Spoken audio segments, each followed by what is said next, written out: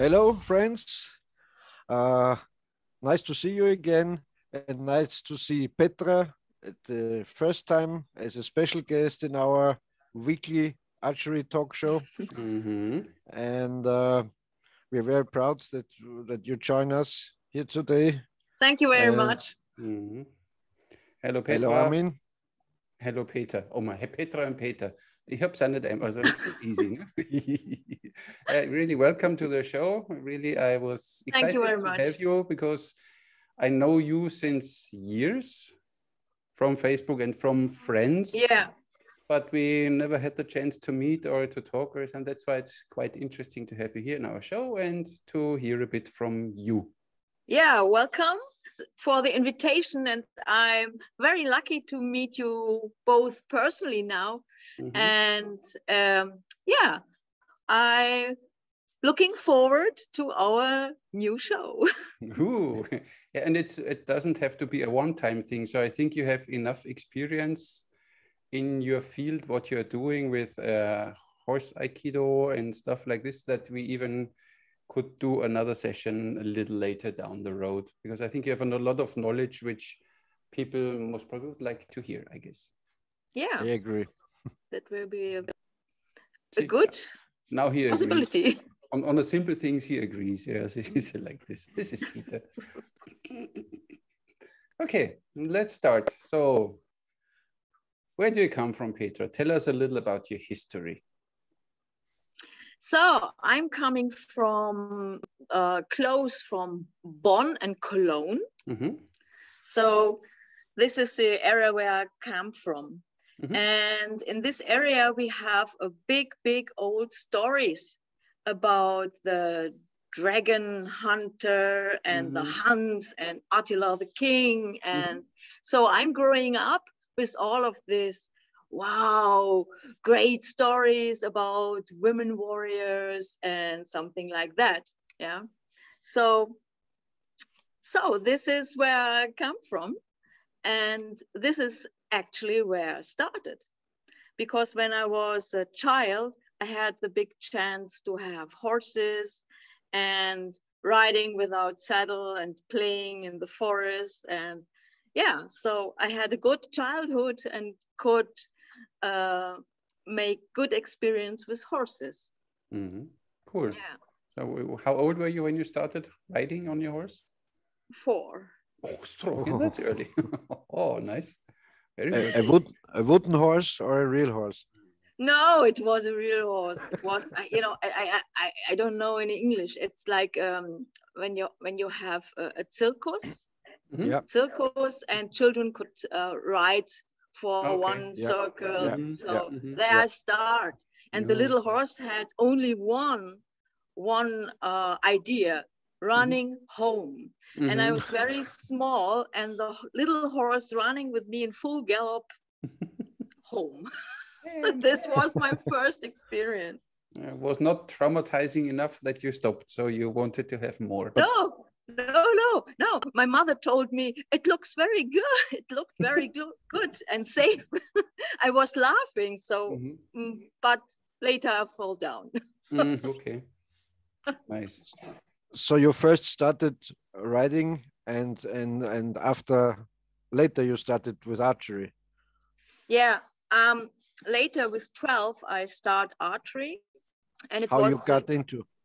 My father was a hobby hunter, so I growing up a little bit in the forest, and of course there were archery and some guns, and yeah, and I had always this idea to shoot from a horse, and yeah, so I start with 12, but in the normal Olympic way. I understand. Okay. Nice. So you joined a club around there, an archery club. Yeah. It was in Siegburg. This is also a close city to Bonn. And there was some club for young people, and there I start. Cool. In what age? With what age you started? With 12. With 12. Okay, yes. Very early. No, she shoots since 2 years. She looks, or 6 years, she looks like 18. Yeah. Nice. Yeah. So, but you simply did archery and horse riding separately, and then one day you had this idea to combine both, or how did this come? Yeah. So I read in my childhood, I read a lot of history books, and there were always pictures of shooting from horseback. So it's very easy to have the idea, oh, shooting from horseback would be a funny thing. Yeah, it's very easy. But, well, actually it needed many years that I could really do it. Yeah. Yeah. You have to have a good ability in riding and archery. Yeah. You have to learn both things perfectly, and then you can combine it, in my opinion. Yeah. But seriously, it's not a big thing. If you are growing up, and when we are looking at these old tribes, and I saw it in Mongolia, the children growing up, they are always riding without saddle, and they have normally strength and body coordination. And if you are growing up in this world, it's not a big thing, really. It's not a big thing. Yeah, I think so. But I think then coming from Olympic archery, riding on a horse, I think it's trying to combine these two. It's not so easy, I guess. No. But the Olympic is the perfection in technique and the archer.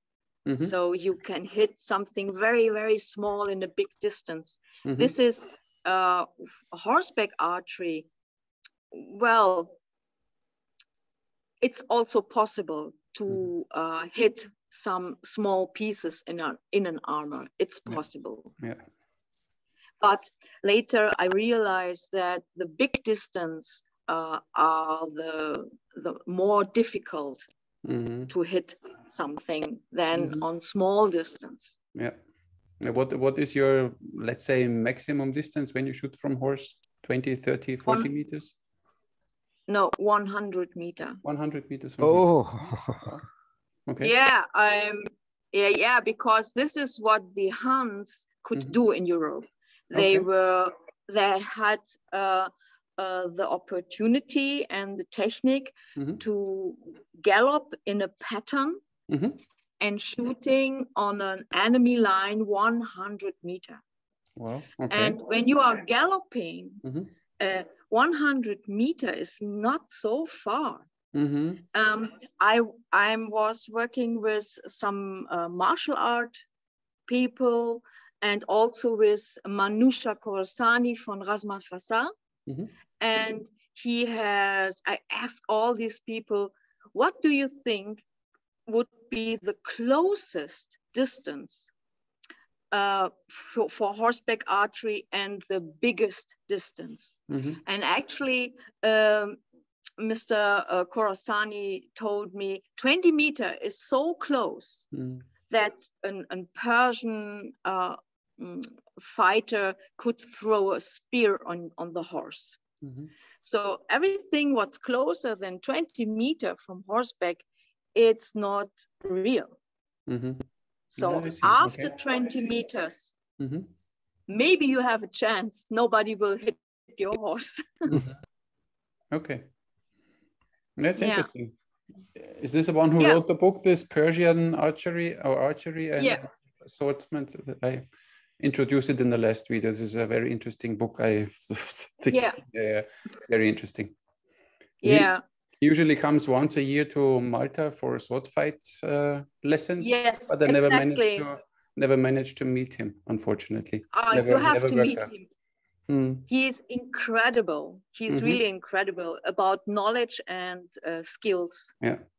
And the other book I mentioned yesterday was from Scott Rodell, and I think you met Scott Rodell too, right? He is a quite famous sword fighter and Manju. Yes. Yeah, he was on my place, on my farm. And this is also something I realized in the last years, that somebody who has martial arts skills it's very easy to learn riding. Yeah. It's very easy. So Scott learned after some days riding, galloping, and shooting his bow. So then there's still hope for me, you think? Of course, of course. Nice. It's very similar. For example, if a person shoots with firearms, it's easy to teach them to shoot with the bow and arrow because they have some kind of idea of shooting. Yeah. So I agree with that. If you have a kind of training in this martial arts area, you can easier learn other stuff, I'm sure. Because you know your body. I mean, I see it here when you have most Maltese have no idea of their own body. I had even kids, they went 2-3 years in a karate school, and I said, so now you take the bow in your left hand. And he was looking at me, what is my left hand? And then I was looking at this karate teacher, said, look, when a normal Maltese kid doesn't know what the left hand is, it's okay, but it's 3 years with you in a school, should know already what is my left and right hand. But of course, when you get then a martial artist and they tell him, look, stand in a horse stance or whatever, and they directly do it, and nice, it's so nice. Then it's easy, of course, easy peasy to teach them. Yeah. Or you have Japanese. I had once one guest of mine. She was from Belgium. She came relatively regularly, and then one day she brought her friend, a Japanese girl, and she is so whatever I told her in one thing, and she simply did it, and she hit the center all the time. Yeah. They are so in their body. They have this. They know how to with their body. It's amazing. There you see a big gap when you see the Westerners here. No idea, middle finger corner of your mouth. Yes. And she was simply exactly the first time doing everything I told her. And I was like, wow. But yes, what you get. Yeah. I think it's in Japanese culture also because of their ceremonies, these tea ceremonies. So they're used to follow precise instructions and so on to reproduce something. I think in their culture it's more common than in ours to exercise something to really make it perfect. Think so too. Yeah, and the horseback archery you see today comes from the Japanese people. Yabusame, no? Yes, but the Yabusame is a ritual to realize the own state of mind or connection to a meditation level. This is the only reason why they are using the fence left and right, because it's a ritual and they need the audience that they say when the horse archer is hitting the target, then the ancestors' energy hitting the target. So this is why they need an audience, and this is why they build up the fence left and right. And so the horseback archery today you mostly see in the internet comes exactly from the Japanese. And what is so specific about the Japanese way of horseback archery compared to Chinese or Mongolian or whatever? The long bow. It's a long bow, but it's not a long bow.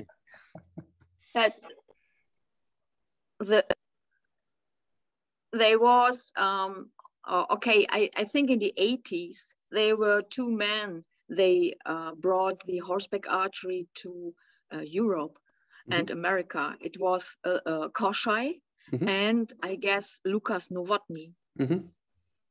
And because there are no riders or not special riders, they copy the fence left and right. But in the Japanese way, it's a spiritual ritual.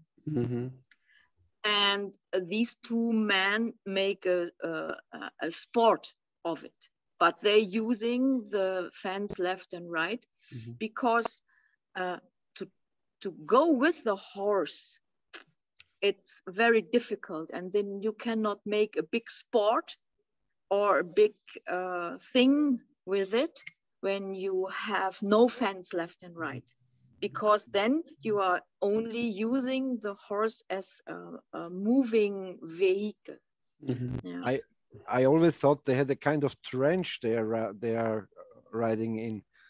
No, Kashai. Yes. And like, yeah. They have a trench, and because they are cutting the horse out of the art. The horse is not in this kind of art. And the It's Japanese, and it's different. The Japanese, they are connected also to the horse. No, also not. Okay. But you have the extremely speed and the ritual aspect. It's not a sport aspect. And in Japanese, the target is maybe 2 meters only. I know. And when most people, they have no idea of riding. So when they're using racing horses, imagine racing horses, they very fast, and you need really a brave heart. Yeah. So, and you are so on speed, and the target is facing to the side, so your body cannot make contact to it. When the target is facing you, you can try to make contact on a bigger distance. But if you have only the moment, the passing, then it's done. It's only million of contact, then you have it. It's like the tip of the sword when you cut something. Yeah. So in that way, the Japanese horseback archery, the original one, is very difficult. It's very difficult. Yeah, I think so, because they have only these small wood plates there, and when you ride there in full gallop, how fast is a horse in full gallop? How fast is a? I guess they have 40 km/h, also 40 or 50. Okay, wow, it's quite a speed. You think it's not fast when you sit in the car, but when you're on a horse and you only see this small thing passing by and you need to hit it, I think it's quite challenging. Yes. Yeah. So Kashai and Novotny brought it to Europe or to the Western world, copied from the Chinese ceremony, and they made then a sport out of it. Kind Japanese. of. From the Japanese, sorry. I like to ask you, Pettra, one thing, and I think we today have a very romantic idea of the connecting the rider to the horse, and so, and I think in all these Eastern cultures, or in these warrior cultures, also the Native American Indians, I think the horse was more like a tool. They were not so romantic related, I think, like we are today. No?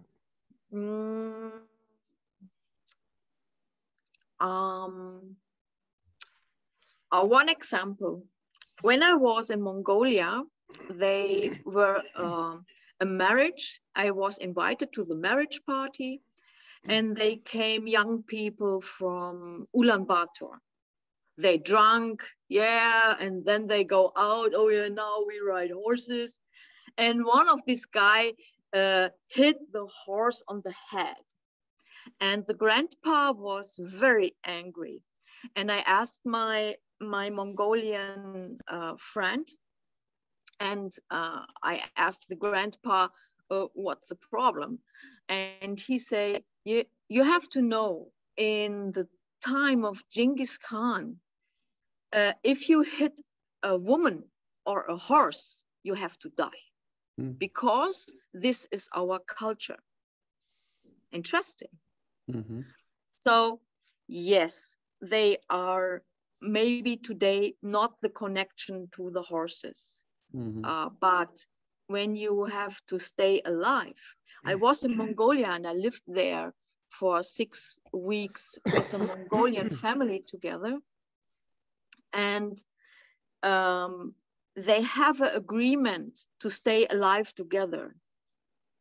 So the horses knows the human will protect them. And the children are growing up with the animal children. So they have a very deep feeling for animals, until today, it's like this. And they are using the language of moving a herd. Moving a herd it's also a riding and a horse training technique. And this is what the horse tribes using. They are using the language. Today it calls horsemanship, but it's only to see how the horse is moving the herd, who has which position. And when you are driving a horse herd, then you are speaking in the horse language.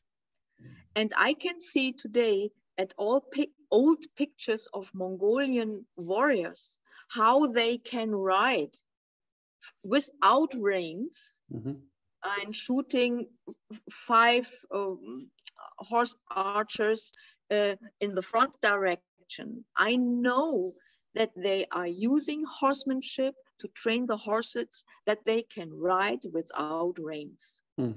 And this is also what I do with my horses. And this is the reason why I don't need a fence left and right or a trench, because the horse is listened to me. It's like with a dog, with a shepherd dog. You are training together, and then there is a language. And these people know about this. They knew it and they use it for war. I think again that the Asian culture is here a step ahead from the Western culture, in my opinion. So? That we have we always try to disassemble things and try to control everything in our way instead of keeping it together in harmony. They control it too, but in their way. In harmony. Of course. Yeah. Yes. But sorry, but when I'm looking to the I don't know it in English, the Spanische Hofreitschule in Vienna, it's from military, of course. These are military features and military exercises, and it's the same. If these horses wouldn't like to do this and wouldn't have a connection to their rider, they couldn't do it. They couldn't do it. So it's not necessarily true that the Asian cultures are more connected.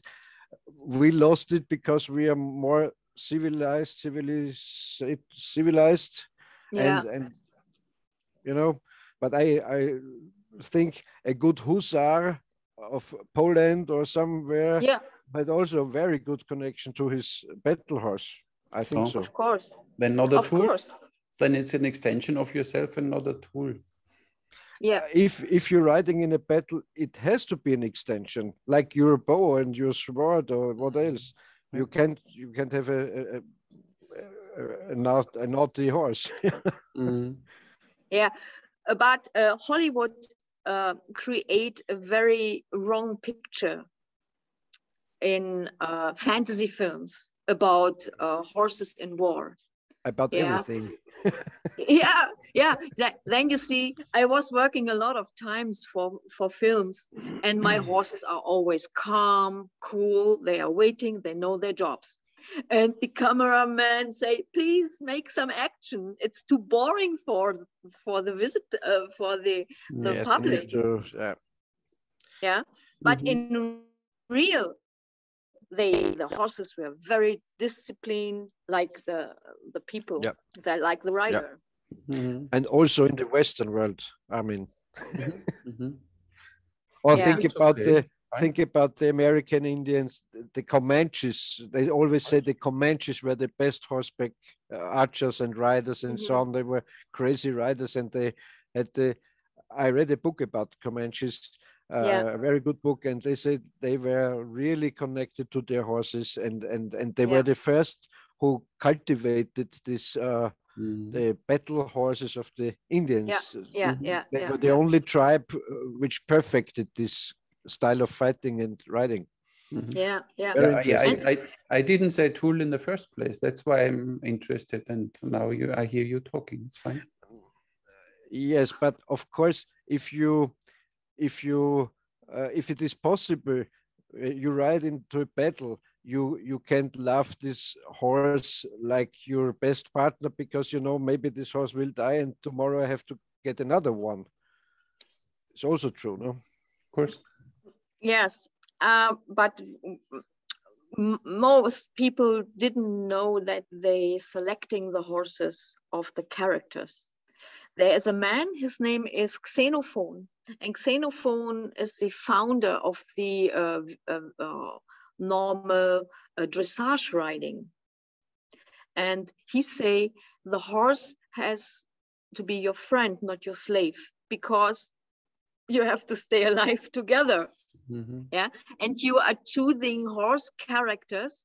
They are more like huskies. Mm-hmm. Not they are very cool, and I have this kind of horses. If you say, okay, today we going out, and the horses will say, why? It needs, why I have to do this? Yeah, you don't need you don't want to use an Arabian horse. What? Wow, like a Jack Russell Terrier. Ooh. You don't want this, yeah. Mm-hmm. But they also select them in this Spanish, riding school in Vienna. Not everyone gets a Lipizzaner show horse, of course. Yeah. And also at the cavalry, of course they did. Mm-hmm. Yeah. Okay, good, fine. Now we have the connection. So now we know at least what Kashai and Novotny was. I always mix the names up, Novotny, because he builds nice bows.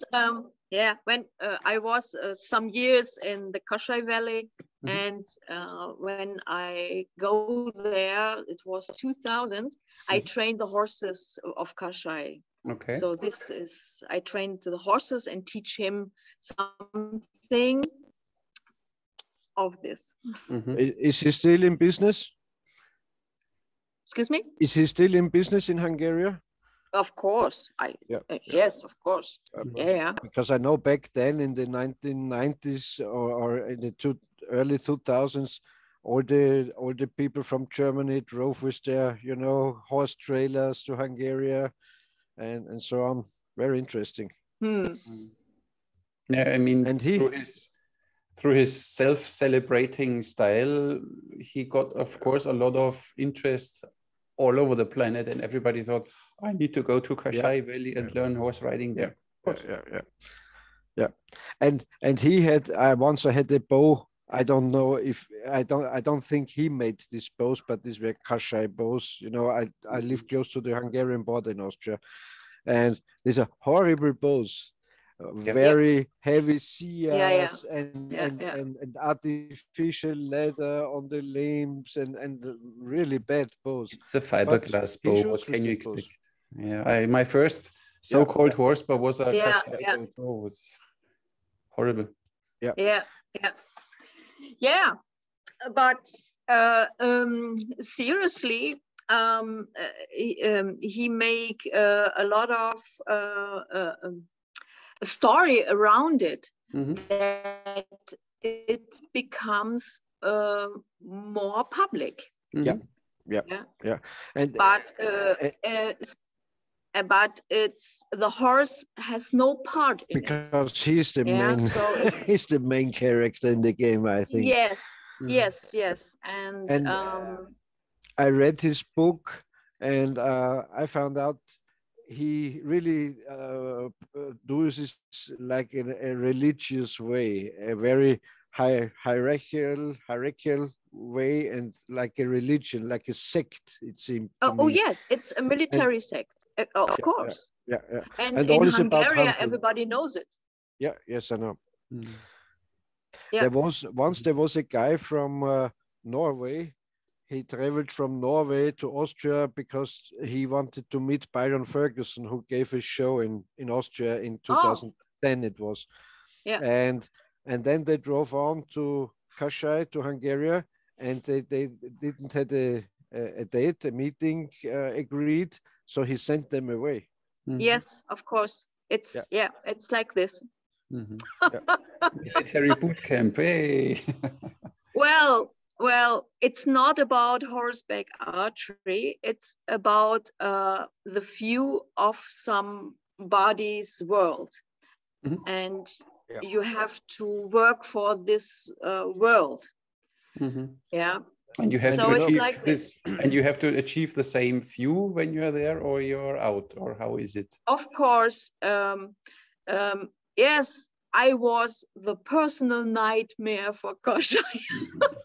Oh The no, little woman from How Berlin, how could we even think the about that? it's artist. impossible, impossible. Yeah, I had no fear.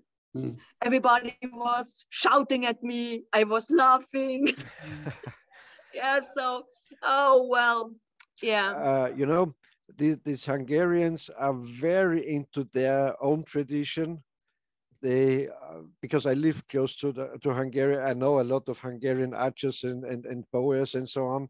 And all the archery, you can't sail a longbow in Hungary Yeah, because it's only Hungarian style, and they are very yeah, yeah, proud yeah, of their heritage. And so yeah, it's okay. It's okay for me, but they are very connected to their own tradition. yeah. And they are individuals. Mhm. Or, you know, the character of a nomadic, when you're growing up in this kind of world, you have strengths, you have self-confidence. And this was the most problem for all horse tribes, because everybody was chief. Mhm. Yeah. Everybody was a chief. Yeah. Mhm. So, yeah. So the Hungarians are a little bit like this. They Mhm. have a big connection to their old ancestors. Mhm. As long as it doesn't blow up their egos, it's fine. Yeah. Oh, well. I didn't say anything. And so another historic approach. So I don't know the answer. You do you think in the east and in the in the Mongolia and the Huns and the Avars and the all the Turk folks uh, tribes, because because of their landscape that there are more horse tribes, because we don't know any tradition here around in Germany or in, I don't know, in France or in or somewhere. Yeah, Because back it's, then in the ancient times, because we were in the woods, so the horse was not a big deal. I think the ocean make the Vikings and the steppe makes the horse people. Mhm. The land has a big influence on life.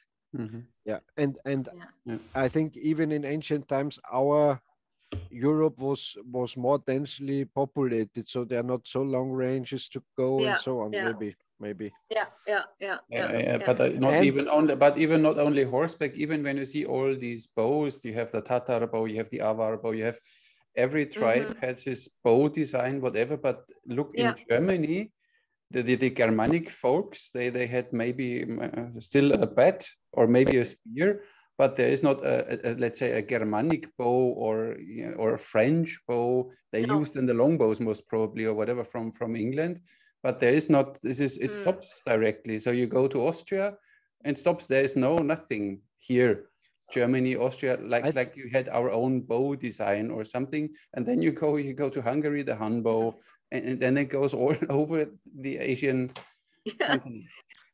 I think it has to it is connected to the way of life, because they were nomadic folks, and here around very early they were chiefs and they had their village, and the chief was the boss, and they stayed stationary, and so they had to roam around with horses, and so, and then they developed the cavalry, of course they had, but not, it was not so in their blood like in the Eastern folks' blood, I think. Yeah, but a weapon is a weapon, and when you can throw a smaller spear further away than you would throw normally a spear or with an atl, I mean, it was developed almost everywhere at the same time, but simply not in Central Europe. They still had their bat and boom. Don't know. Because all the landscape was wood. Mm-hmm. All the non-wood areas nowadays Okay. in Europe were cut. So in the forest, it makes no sense to have bow and arrow. To have fields. So we are better trappers, so we can build traps. And then... No. I think the horses are not so necessary in the woods, and you can shoot the long range in the woods. Yeah, I was talking. Oh, what's that? A little bear. This is my new family member, and she don't want to wait outside. Of course. Come here. Oh, very cute. Oh. Oi. Hi, hello. What's her name? Her name is Ho. Ho. Ho. Very, and she very is simple. a Tibetan. She's a Tibetan Mastiff. Okay. Ho. Oh, and she thinks she did something wrong. So baby, so you can stay here and listen to us. Okay. You can sing a song. Nice. Okay. I was just referring to the bows as a weapon, that in the Germanic folks there is not a lot of proof that they had their own bows or that they built their own bows. Maybe they used bows they picked up on a battlefield or something and tried to use them, but there is no history of bow builders in the Germanic tribes. You don't know if they made just self bows, stick bows. You won't find one because it's rotten. If it's not in a swamp or somewhere. But even there are a lot of depictions and paintings and whatever, but nowhere you see a bow. That's why it's, I don't know. When the bow was the most sophisticated weapon for the longest time in human history, until the rifles came or the black powder was developed. I mean, that's but true. There's nothing. I was even checking here in Malta if there's a specific something, but even here in the War Museum, you don't find anything about bow and arrow. I think the last army in Europe using a bow in war were the Polish, if I remember well. In the 1700s, somewhere. Yeah, in World War I, we had Captain, what was his name? He was always running. I don't know. An English guy, yes, Exactly. using a longbow. He had even a few really kills with his bow then. Yeah. And even in the Normandy with his bow, in the first World. Even in the Vietnam War, they had the Americans, the Marines had bows and arrows for some commando. Of course, we sent Rambo there, and he had this nice combat. Of course, we know that. I mean, we are good. No, it's real. It's true. Yes, of course. But only with the explosive arrow kicks. Otherwise, it's boring. But he did a lot for archery. I thought a lot about it, but I always thought if you sneak into a camp and you shot the guard, but if you shot the guy with an arrow, he will scream. Of course. So you have to use a knife or a garrote or something like that. So I don't know. Killing someone without making noise is one of the hardest things to do, I guess. So that's why hoping that an arrow will kill. And this is always interesting thing. Again, movies, when you see you shoot another one, and he instantly dies of one bullet or one arrow, and the main actor, he gets shot 5 times and pulls the arrows out and continues fighting. So it's always slightly. Yeah, you watched Vikings. No, I don't watch Vikings. No.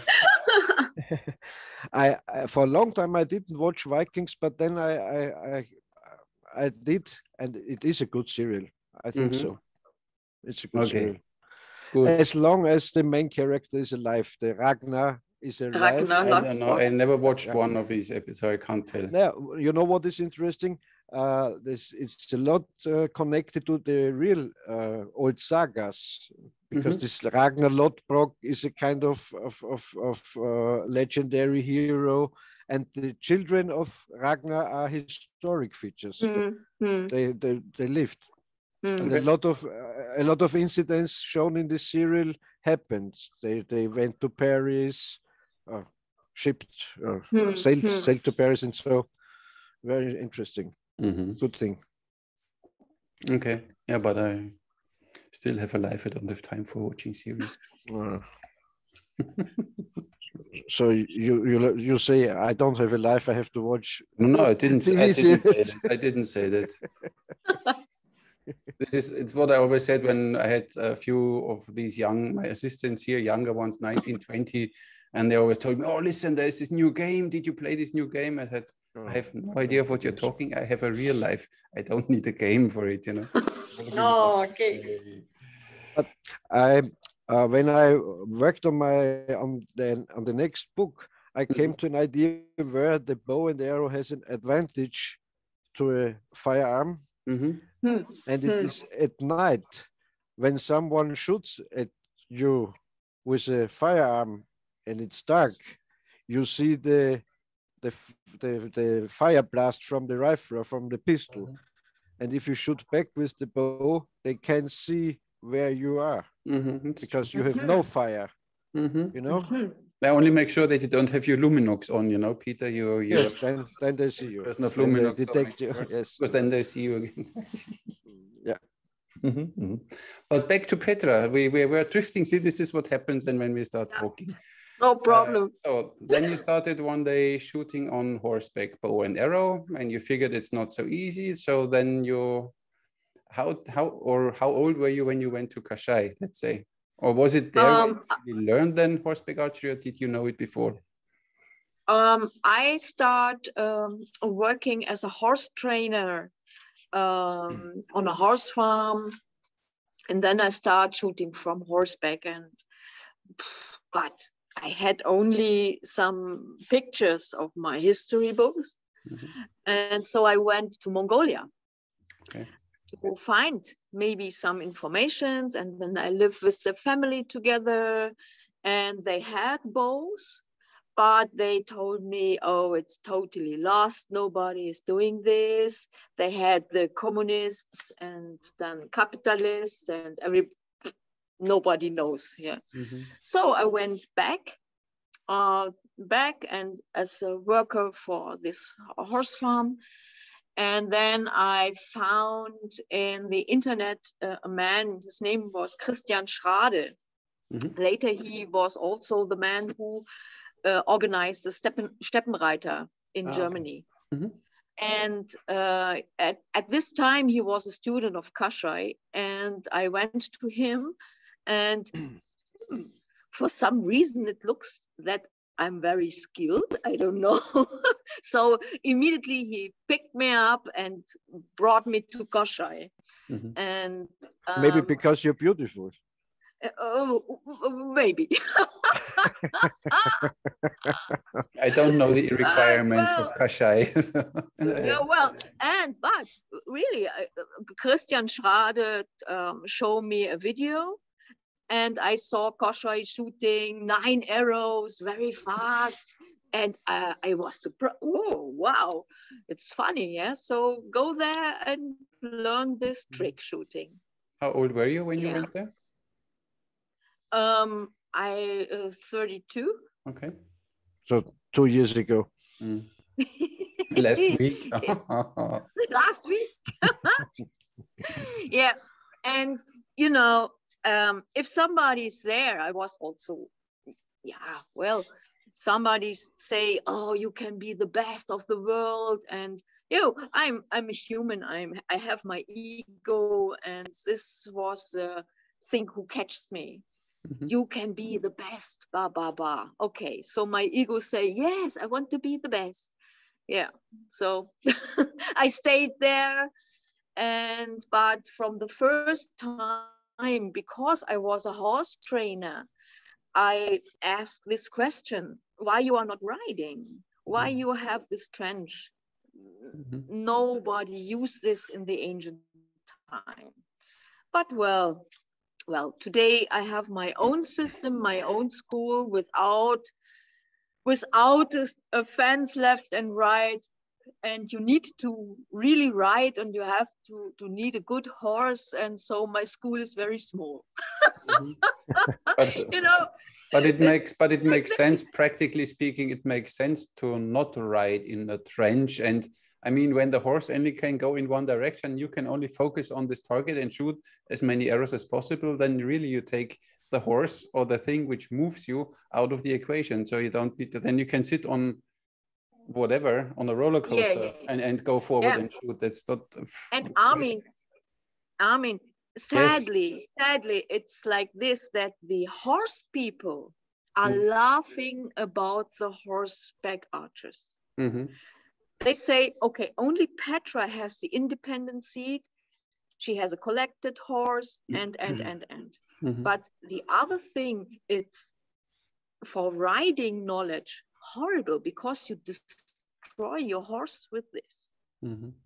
Yeah, this is very, very sad, because horseback archery could be really a wonderful thing to connect horse, human, and nature, and archery to back to mind, to a very beautiful art.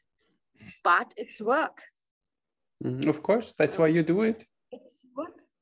Yeah. If it would be easy, everybody would do it. That's why you have to do it. Yeah. And how it Thank works, how it works practically. So you have students, and you have a stable, and they put the horse in your stable, and they show up once a week to train with you, or how you do it? I have my own farm, my own horses, students, and I prepare my horses for the students. I have some students, they have own horses and own horse farms. So they are training at home. And most normally, but not in this time, people coming one weekend in month to my place for training. Yeah. And what kind of archery gear they mostly use? What kind of archery tackle? I have people, they're using thumb ring. I have people, they're using the normal Mediterranean style. And because my focus is to connect the bow, the rider, and the horse. So then it's anyway what kind of bow technique you are using, because my focus is connecting both. I understand, but I wanted to know what kind of bows they use. Only horse bows, or are there also longbow shooters? Or sometimes they use a longbow, but the character of the bow is not really good to use from horseback, because, and I guess Armin will understand, when you have this long draw, it keeps you on horseback. If you're only pulling here, your body center is not connected to your independent seat. But when you are using this Asian technique, then with the full draw, you have a stable seat, and you don't need stirrups, but you need an independent seat for that. Once there's a very old video of Howard Hill riding on horseback. He had a very nice, a Hollywood trick horse, which could do a lot of tricks. And he was very elegant with the longbow and his style, but it was it was a show horse, So, and I did it too with the longbow, but yes, maybe you're right. You're not, but if you practice it enough, you can do it. Of course, I'm sure. Yeah, sicher. Yeah. And even when you the stirrups, the Huns, they had no stirrups. The stirrups came with the Avar people 600. And so, and the old pictures also from the Persian people, you always see that they have a long leg. They have, and then the feet are only lying in a straight position in the stirrup. So if you make the stirrups very short, then you have no connection to the horse anymore, and it's like a leather. Yes, this Howard Hill clip, he rode Western style, with long stirrups and like a working cowboy. Yeah. So you can do it more easy. With a pure English riding style, I think you can't do it. With a genuine English dressage style, I don't think it's very practical to do archery, no? It's doable. I know that you had a student from Germany. I met her once in Regensburg. She told me the new name. That's why I know from you. And she was the only one riding with this lady saddle where she has both legs on one side. Remember her? I forgot her name now already, but don't tell her. It's quite a while ago when I was in Regensburg. Armin forgets the name of his And then she said, "Oh, girlfriends. you do this archery? You know, I did archery too, and you know, and I went there to this Pettra Engeländer, and I'm the only one sitting like this in the horse saddle, and I'm doing horseback archery." It's a while ago, huh? Yeah, but the world is yes. At this time I was organizing a championship, and she rode in the lady saddle. And she was the only one. That's why she won. Yeah. And she was so beautiful in her skirt and long. Oh, it's wonderful. Now you know, Peter, why I still remember. I always wondered. I can imagine with this woman's saddle how they ride it. So they galloping and everything, and then it's very funny to me. Matter of practice. Everything. You practice long enough, then you can do it. It's no problem. Yeah, like our Empress Sisi. She used to ride a lot. Yes, with the how is it called in English? Woman's saddle, or I don't. I only know the name woman's saddle. Yeah, I would but say actually, so. It's the horse stance. The horse stance comes from the independent seat. So if you can stand on one leg in horse stance, then you can ride in a lady's saddle. It's the same center you need. Yeah, of course. So with this lady's saddle, they took all the fun from the ladies riding on the this is patriarchat, you know. Yes, the male rule, of course, you take the fun out you of don't can use our saddle, you have to use a lady's saddle. You naughty girl. I could bring an old nun joke, but I better don't. Otherwise I need to edit it out. When they went for the bicycle ride, and then the old nun said, "So now stop giggling, otherwise we put the saddles on the bikes again." Okay, it took now 2 seconds. I told you, maybe I edited it out, but most probably not. Yeah, nice. So, and you started then, you had then this idea, or you were in Kashai Valley, and then you thought about like, I want to do my own thing, or how was it? How did this come? I was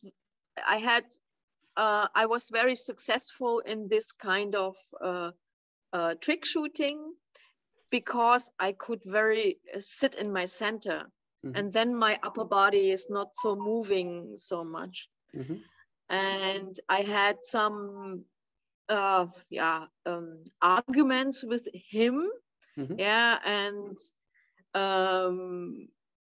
yes, when I realized that he has a lot of political background, I had to go, because I'm looking for art, and the art of the old ancient people, and I don't want to be involved in politics and strange things. So there was a big war. I win a competition. Yeah.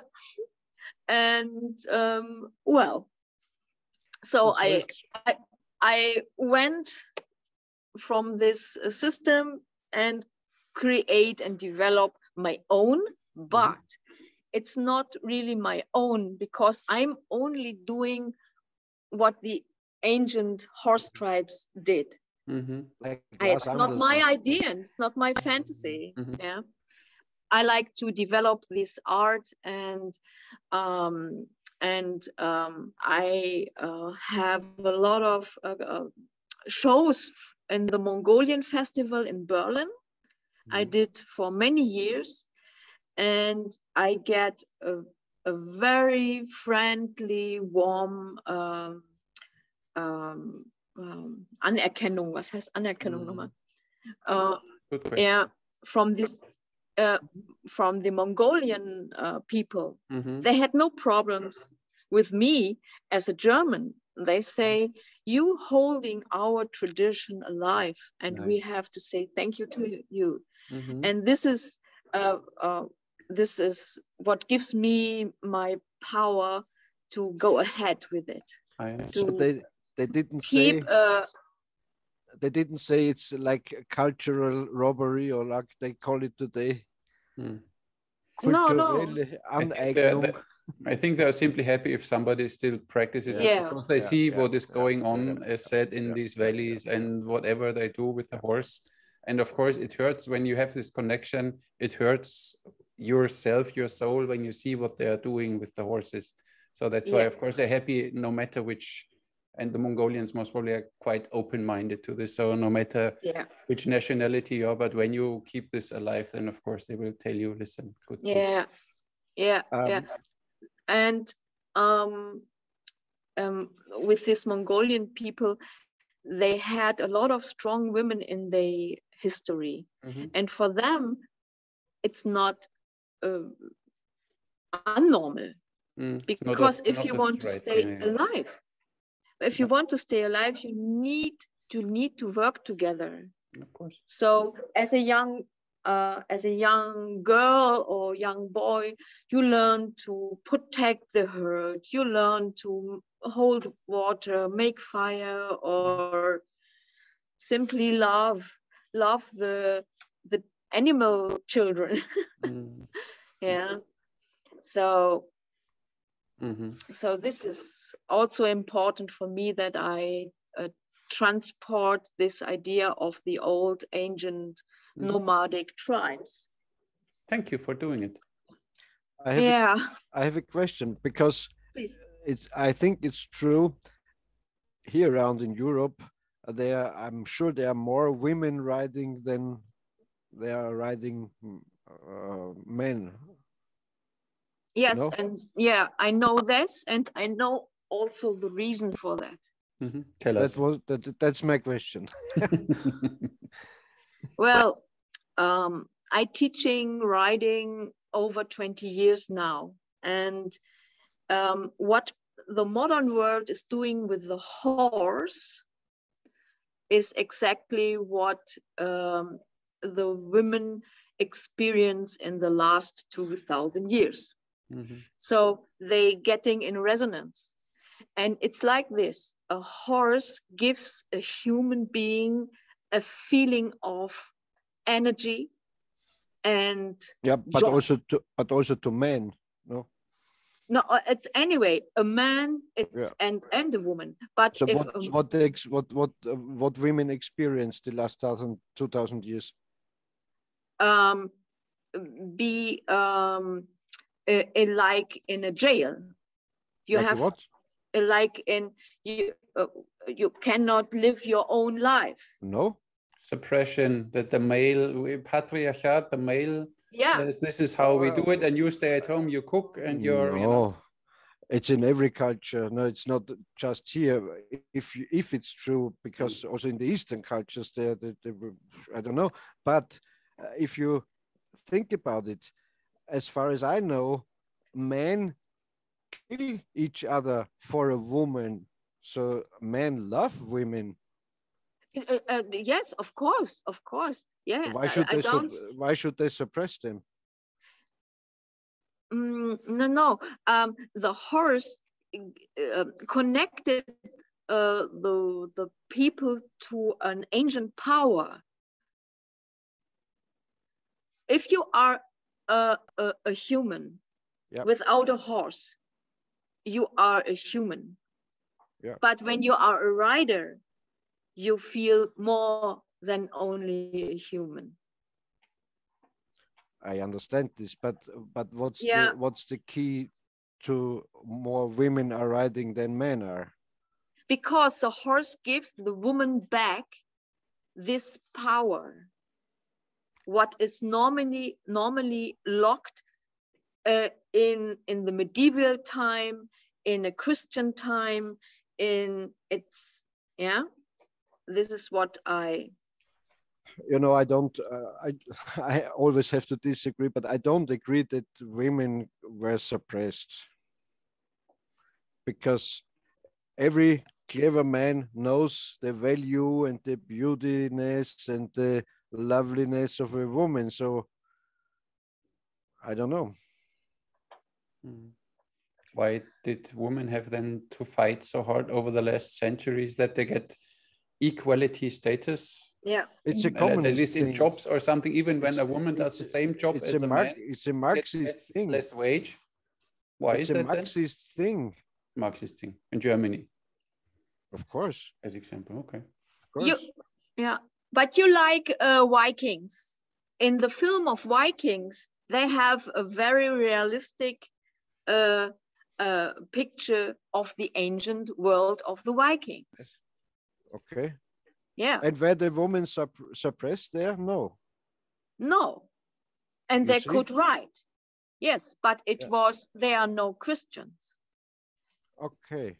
Okay. Yeah. Okay. Yeah. The Catholics So and so on. before Yeah. this is why I say 2000 years. Okay. I understand. Yeah. Yeah. So the picture of the Amazons, it's a normal thing for horse tribes. You need to stay alive. Yeah. Yeah. Yeah. Yeah. Yes. So what the Greek people saw were Scythian or Persian women, young women. Yeah. And they don't need to cut a breast to archery. No. That's No. nonsense. No. But Yeah. I don't agree, because we talked about the Vikings too. I wouldn't agree that there are female warriors like shown in this serial, because a man is stronger than a woman. So if a man hits the sword of a woman, that the sword will jump out of her hand, because men are stronger. That's for usually. Of course, the weakest man is not stronger than a strong woman, but usually. Excuse me, Peter, but you are looking for modern women. Where's my popcorn? Where's my popcorn? No, it's you like that? Of course. So I was in Iceland, and believe me, they are also in Mongolia. The women are very tall. Yeah. And strong. Yeah, but it's science that the muscle tissue is different and everything. So nowadays we have problems in sports in the United States. These trans persons, which are men, are competing against women in boxing and lift weighing, and of course they win because they are men. They are stronger by nature. Of course, they are very strong women, no question about that. But do we know that 5,000 years ago it was the same? I don't think so. I mean, even when you see in Stone Age, men and women alike went out hunting, and the weak ones or the sick ones or the pregnant. Who knows that? Let me finish my sentence. Okay. And the pregnant ones had to stay then closer to the camp because they couldn't go hunting, or when they had their monthly issue, then they said, okay, you're not full in your energy, you stay closer to the camp, and we take the others out for hunting. How do you know this? The strongest, and doesn't have to be a man. How do you know this? That this was like that? You're telling us. Assumption. It was you don't know if women ever hunted in the Stone Ages. You don't know. I don't know. You don't know. Who made all these Facebook posts on the stone walls in ancient times? So who? The guy.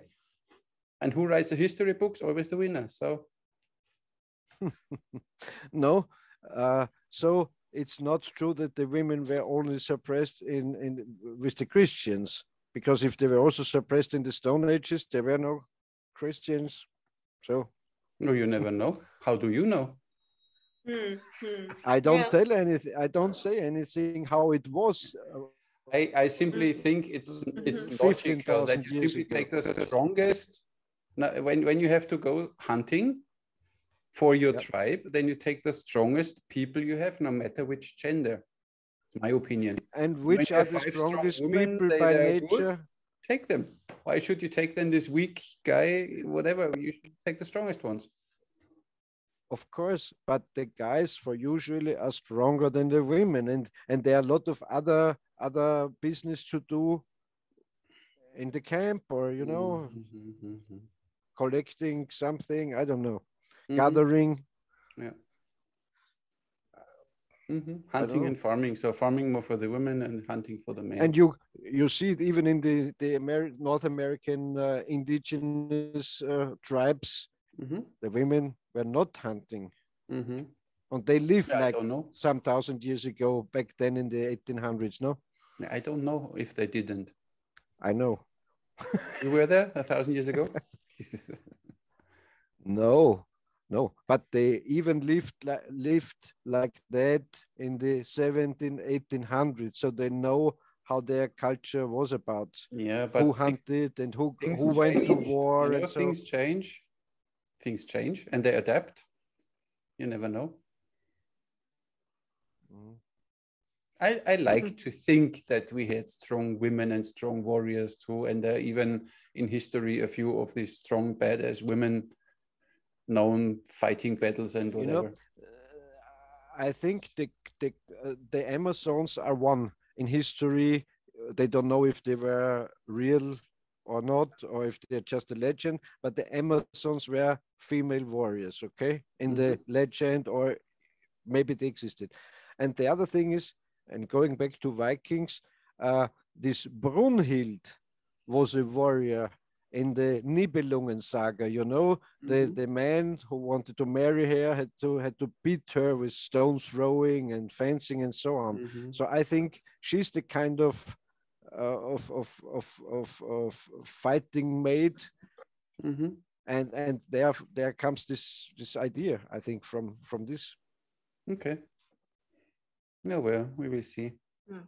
I think so. And that in that Vikings, that shield maidens, that fighting women, they were kind of from this Brunhild image, I think.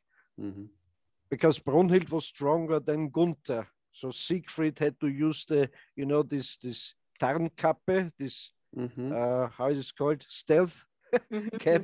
And after the marriage, they had to take her. Two men had to take her down. Okay. Yeah. As said, we were all not there in this time. We only can assume or think just or a saga. Conclude things. Yeah. Just a saga. So then you started your own school. So yeah, I need to always come back to you, Pettra. Of course, the topic always goes left and right.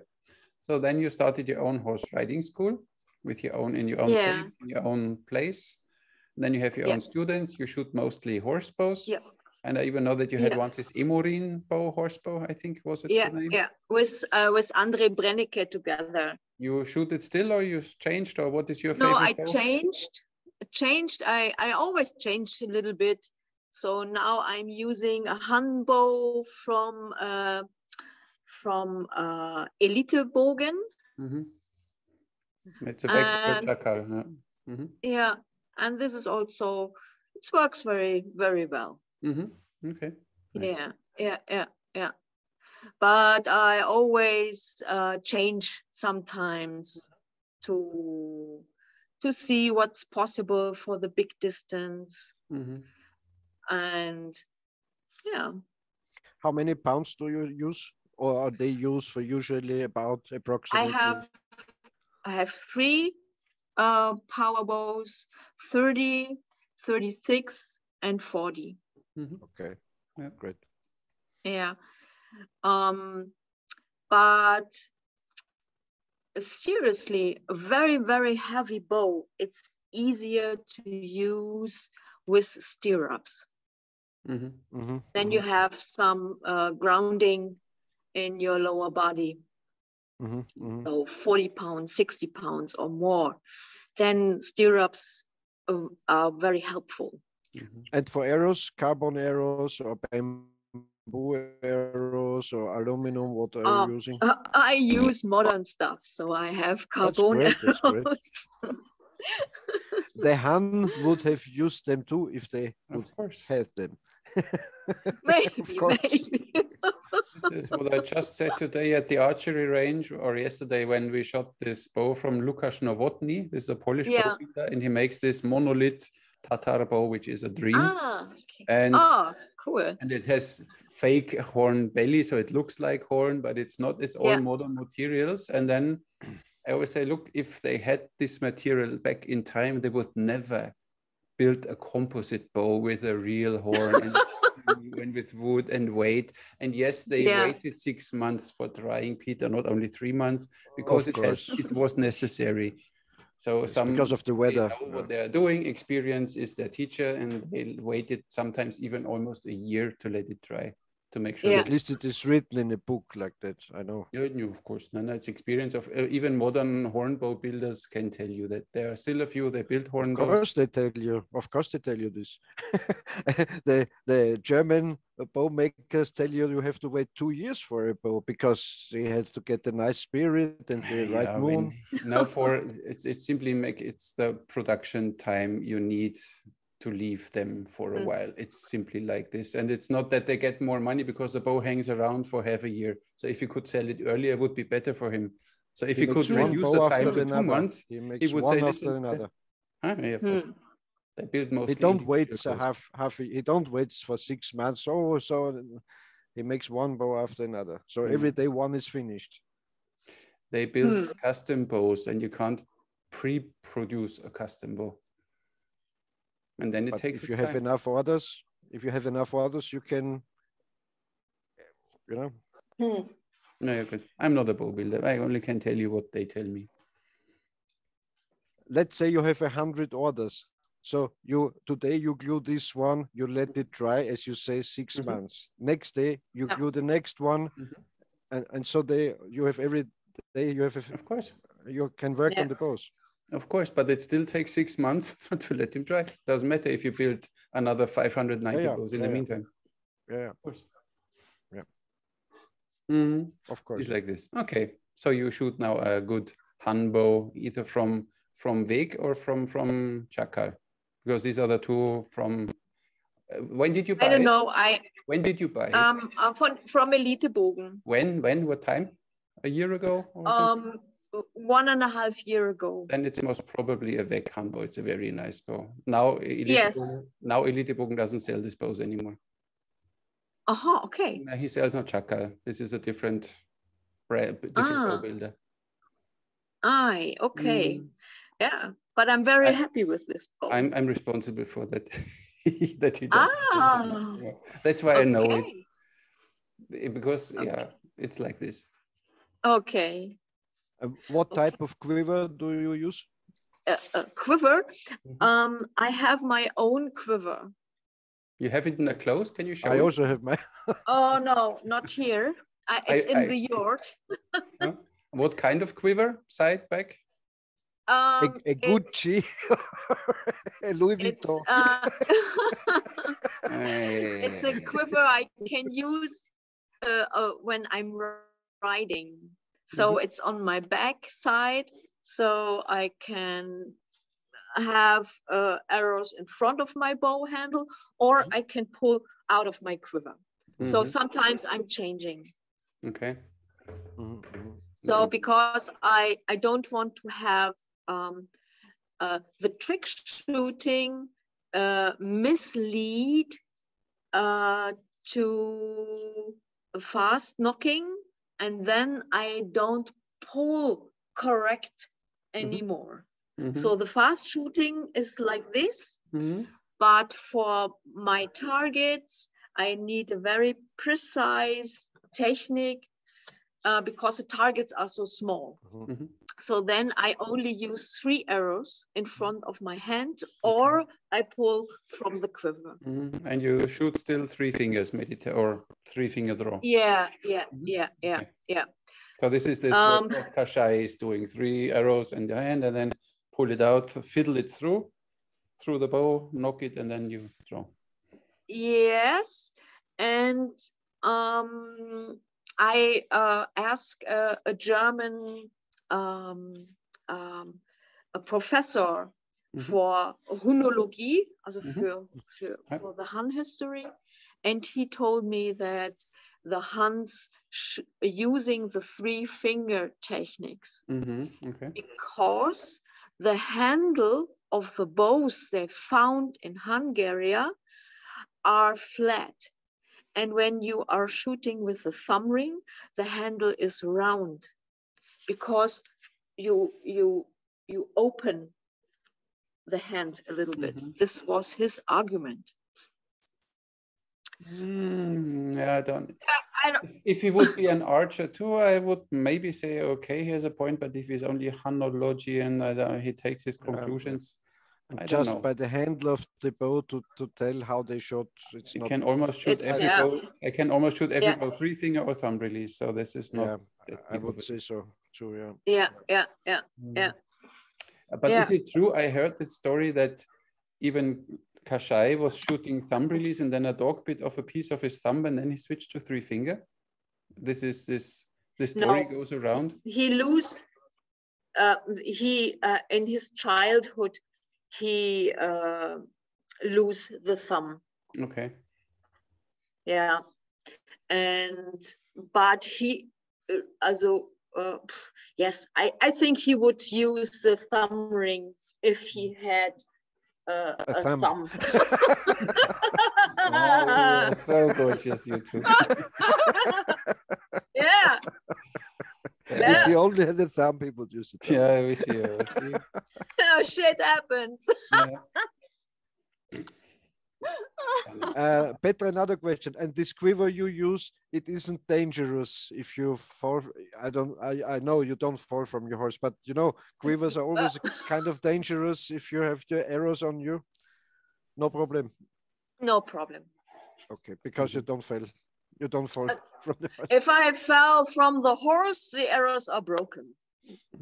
It's expensive, but no problem. Mhm. I once had if I allowed to tell, I mean, once I had a nice experience.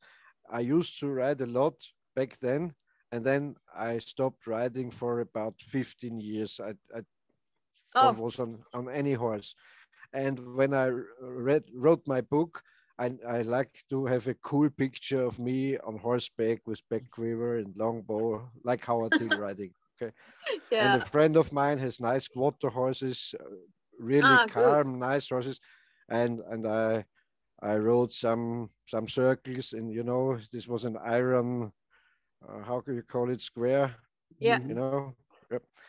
And everything was okay. And I said, okay, give me the quiver. I put on the back quiver, and I wrote just with the quiver, slowly.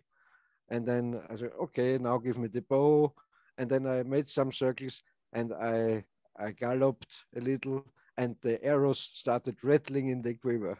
Yeah. The horse went crazy. Yeah. The horse went crazy. It you know, it jumped and so on, and I fell down. And my friend had the function to make the picture.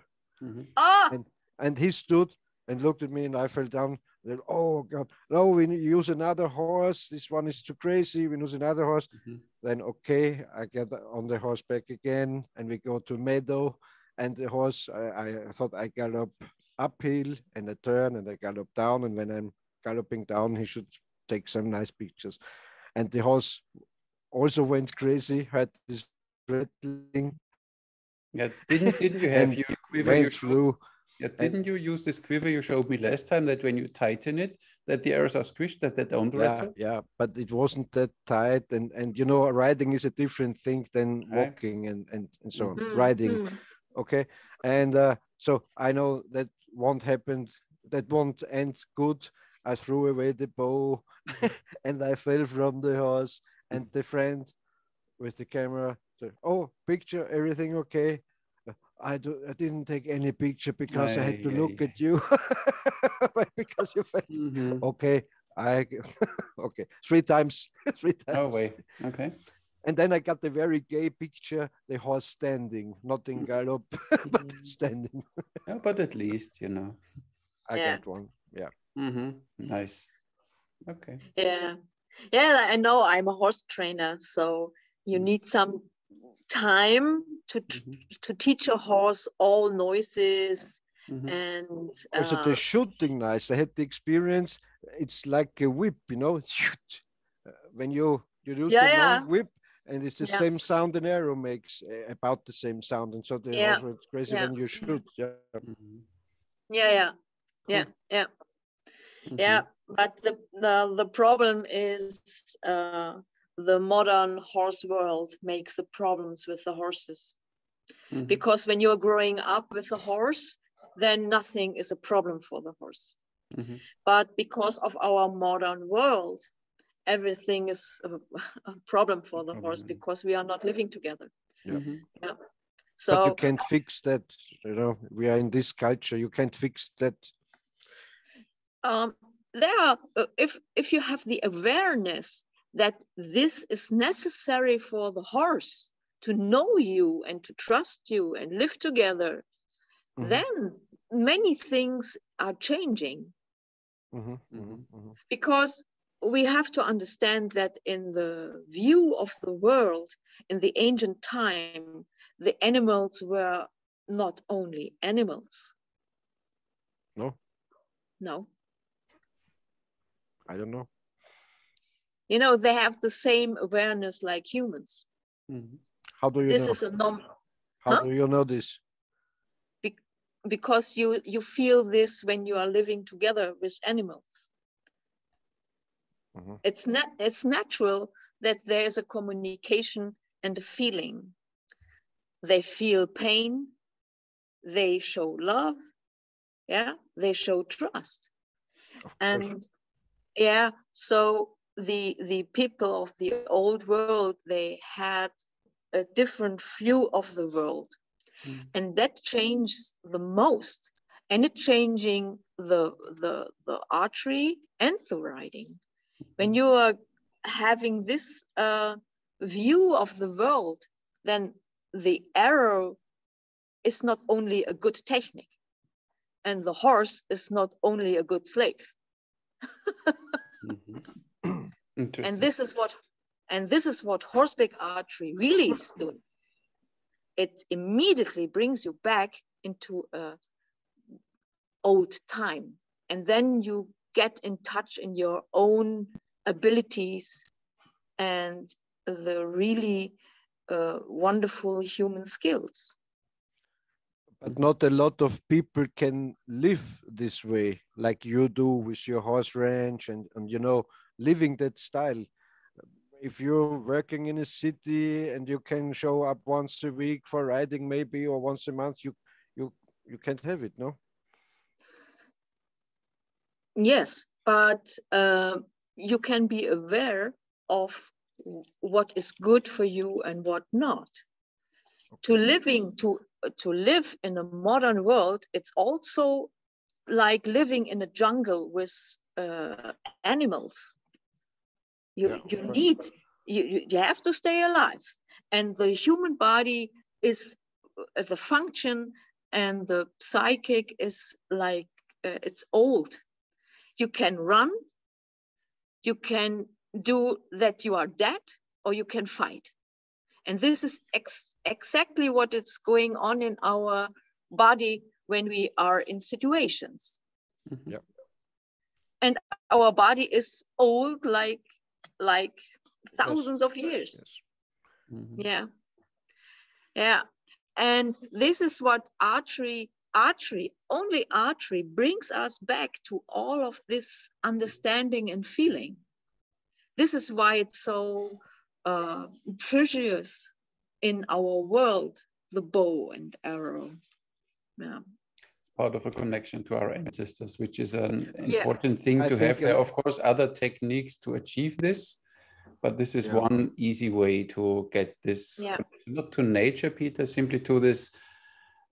In our genes, we have this information of our ancestors, and with this you can, let's say, unlock or whatever this information, or you get in touch with this information.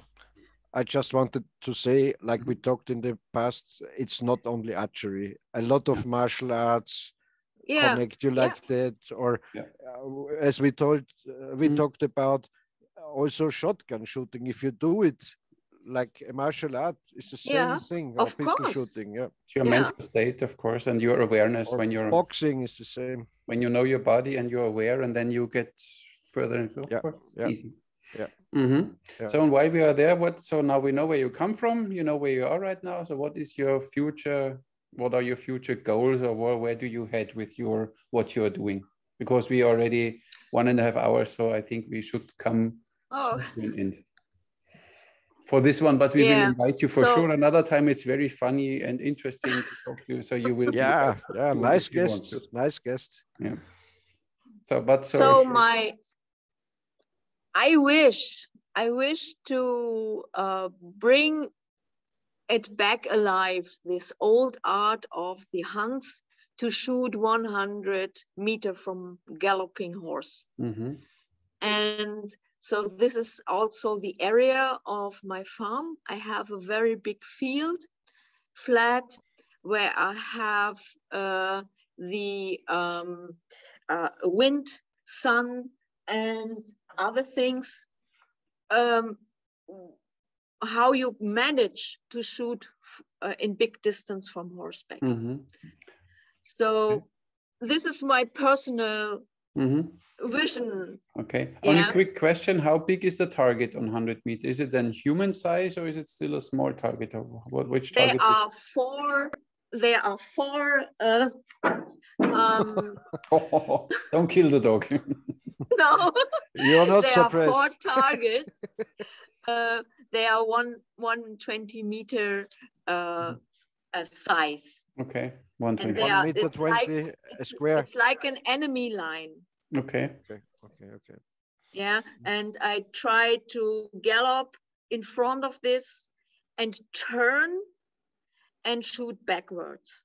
Nice. I really want to try this. Yeah, because when you see the modern horseback archers, even really good ones, which I admire, like Mihai Kosmai, you know, he has this quiver where he has the arrows here and he shoots, I don't know, 10 arrows in 9 seconds or something. And he says his distance is 20, 30, maybe 40 meters. But on 40 meters, he shoots already a target 70 by 70, and it's still for him good enough to hit at 40 meters. So that's why it's interesting from horseback 100 meters. This is what I would like to experience. So I like to... Yes. Okay. Yeah, but you have to know that all these trick archers are bad riders because the trick archery destroy the seat for the horse. And Cosme is really an excellent archer and trick archer, but a horrible rider. It's horrible. Like almost, or I guess all of them, they ride their horses in the trench or in this. Only if you do this, it's impossible to ride, because the coordination is moving your hip, and then you cannot ride anymore. So this is the reason why they all need short stirrups, and they standing on moving. Yeah, so they can have the motion until the knees, because then you can move. Yeah, because the knees are locked on the horse, but the rest of the upper body is moved. Okay, and Armin, you know, and Armin, you know, if you make a movement 100 times, 1,000 times, it's in your unconsciousness, and it's muscle memory, and it makes stiff. Look at all of these trick archers; they are stiff. They are stiff. It's like sometimes we call Koshai school the clone army. Yeah, but it's like cloning, and repeating. Yeah, okay, but the horse is a living being. And when you see all of these pictures from 12th century, I was very surprised. They could ride. They have an independent seat. The reins are always long. The mouth of the horse are closed. And these are the signs of good riding. Okay. Vienna Riding School is exactly like this. So can I ask you for next time that you show us and what the independent seat means? I have no idea. But when we start talking about all these details today, then it takes too long. Oh, okay. For the next time, then I want to see your bow, I want to see your quiver, and maybe you can show us this is a saddle and this saddle, and I ride without saddle and without stirrups. Because for you, it's of course daily business. But for a non-rider, I was maybe on a horse when I was small in one of these circus rounds. That's all. It's my whole experience with horses. So it's for one who has no idea. It's maybe interesting. Yeah, Mm. Yeah, but Yeah, it's like a little bit like skiing. I don't know. I don't ski. Okay. In Pettra, Malta, I we don't like have that to- much snow. You know, it's a problem. water skiing. Yeah. Yeah. Pettra, I like to make a statement to this. It's of course wonderful if you shoot 100 meters, of Mhm. course, but we discussed in the past about long range shooting in Yeah. warfare, you know, Okay. and you bigger the range is, the more far you're away from your enemy, he sees the incoming arrows.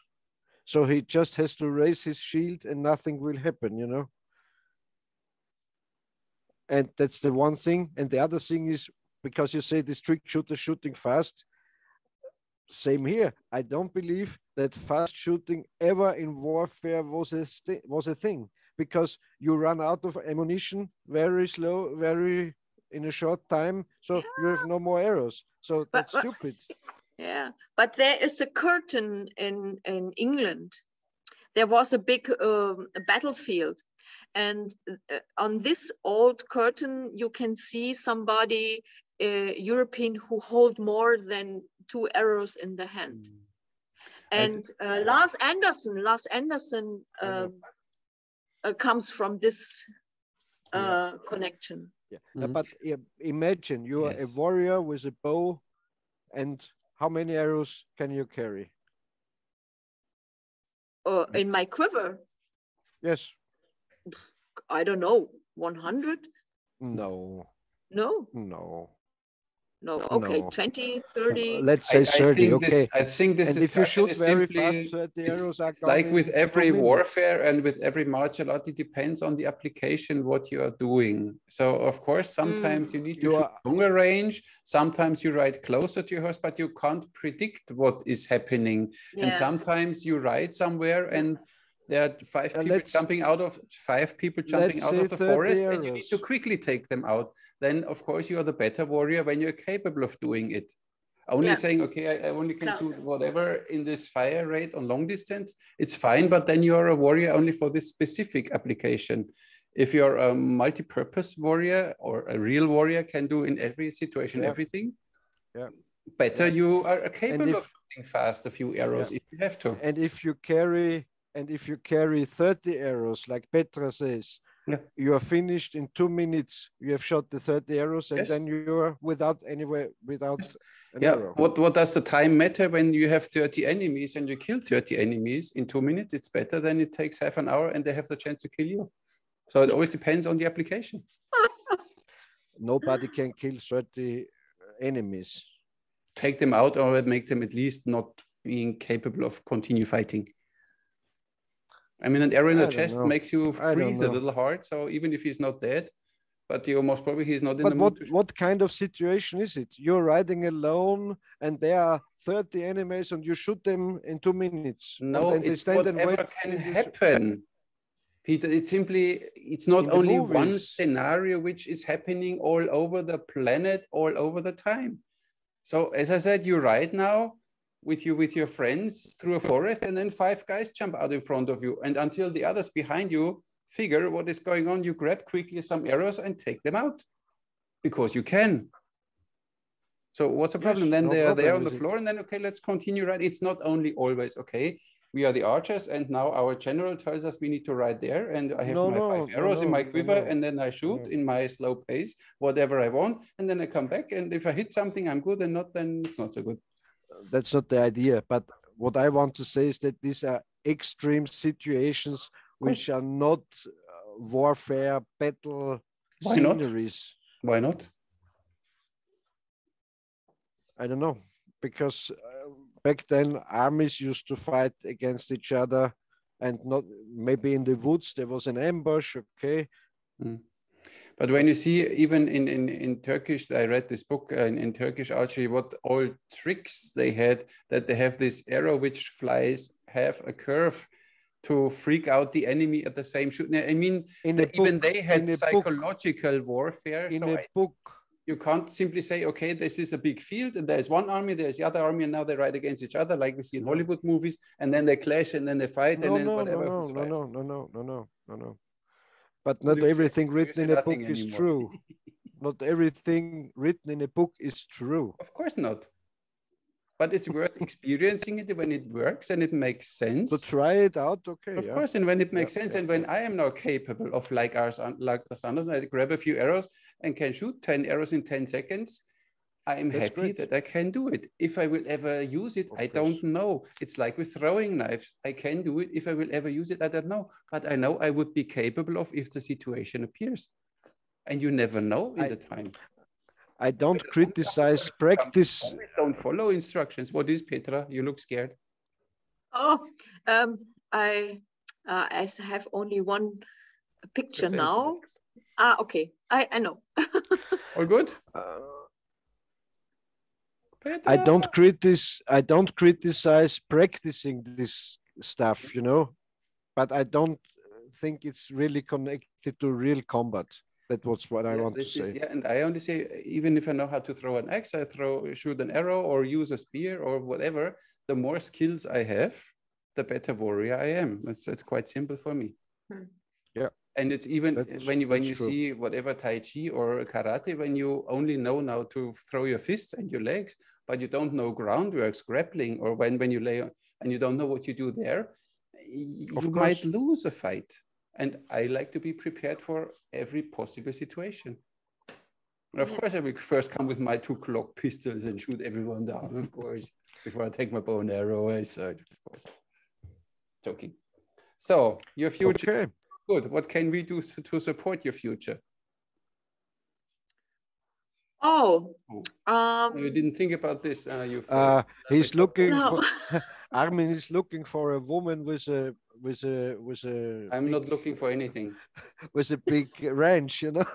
No. You got that wrong. I am looking for a small farmhouse where I can grow my own plants and have a few chickens. Yeah. And then I'm done with you. I have my personal view of what this world is turning to. And most probably it's better this way than the other way. Yeah. So I will write a book. You will write a book. That's very good. See, you have a lot of experience to write a book. Very good. And we said it before. Because my friends, Angelika Hörnig from Traditionell Bogenschießen, and Volker Alles, I regularly, when they have some shop on arrow market, I make a lecture normally. Okay, cool. And Volker came to me and say, please, Pettra, we will work together and you make a book because you collect so much knowledge. Exactly. It would be sad. Yeah, and then it will be lost, you know, then it's another lost book of knowledge. So you need to write it. And for that, maybe would be a good support from you to make maybe some interview in it or whatever. No, I'm open for this, no worries. Yeah. I have no idea of horse archery, but we will get there, no worries.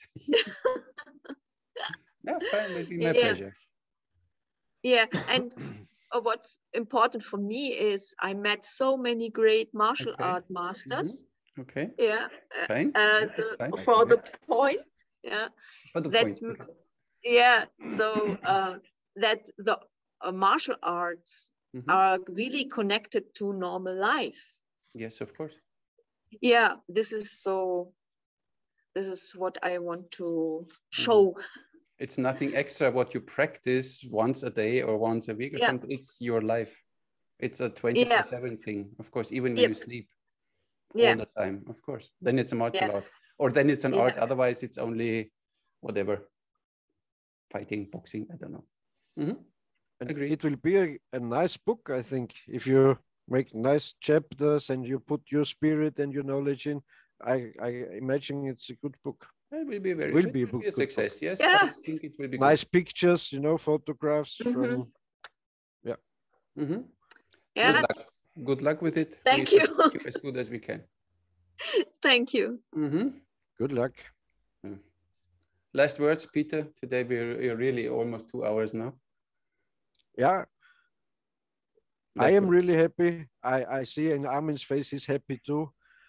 we are really happy to have you thank here you. as our guest, and it's really nice, a pleasure to talk to you, and a pleasure to learn from your knowledge and your experience from horseback and also martial arts. Great talk. I hope you enjoyed the talk too.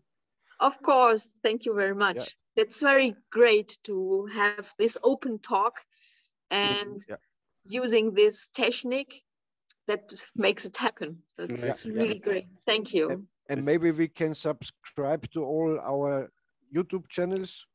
Yeah. All across, you know, you to mine, I to yours, and so on. So we get more connected, and maybe, and maybe we can talk again. That would be really nice. Yeah, that would be great. To show us your very equipment and some ideas you have, and we talk against it.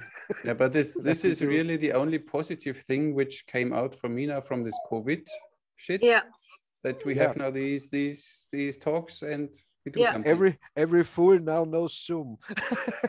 Yeah, I was always we have a Zoom meeting. I thought, what the heck is it? What's here now? Zoom? Hey. Sounds kind of piggish. And we managed today we didn't have any technical problems today. Zoom meeting. Oh, we get it. Yeah, that's great. Even if we are not quite in this, computer age anymore, we are little grown-ups already. Armin thought women are not so, you know. Armin thought women are not capable to use Zoom because it's too highly technical. No, I said because I don't know it, and when it doesn't work, then we ask you, Peter, because you are Mr. All System. So, and he has the most archery books you can imagine. Yeah, but only about Western and hunting and stuff. So, no. We didn't get to the Eastern books. Oh, you have Eastern books too. Oh, of course. Yeah. Okay. Fine. So thank you very much. It was a pleasure. Thank you very much.